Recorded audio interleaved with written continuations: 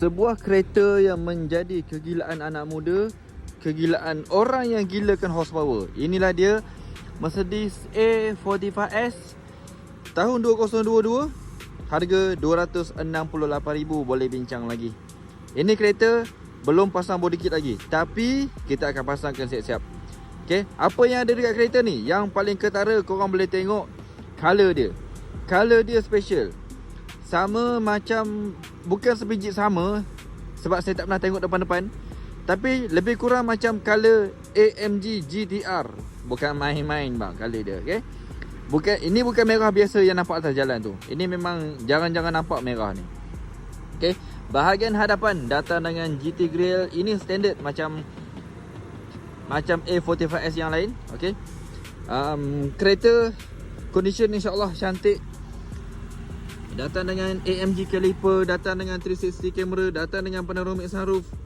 Segala lengkap kereta ni. Cumanya tinggal kita nak pasang spoiler je lah. Body kit, spoiler, diffuser, kanak depan.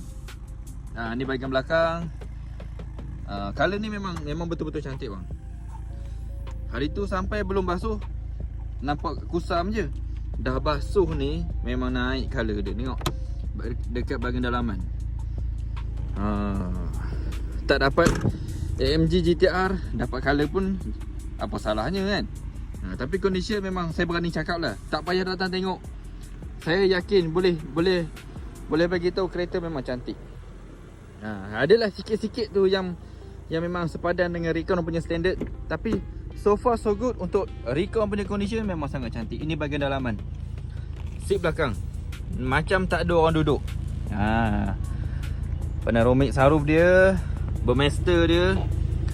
Burmester dia surround sound system. Ni bahagian door trim dia, Burmester. Ni bahagian seat dia. Ni bahagian, ini memang standard lah. Beli AMG punya bucket seat ni memang condition ni memang biasa macam tu. Kereta ni datang dengan mileage yang sangat rendah, hanya 8,843 sahaja. Condition steering sangat baik. Baldu masih lagi best pegang. Head up display ada. Ini dia punya bahagian atas.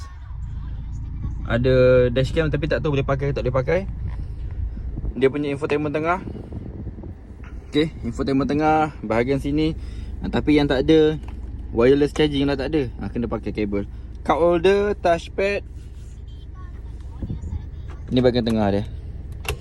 Okey, bahagian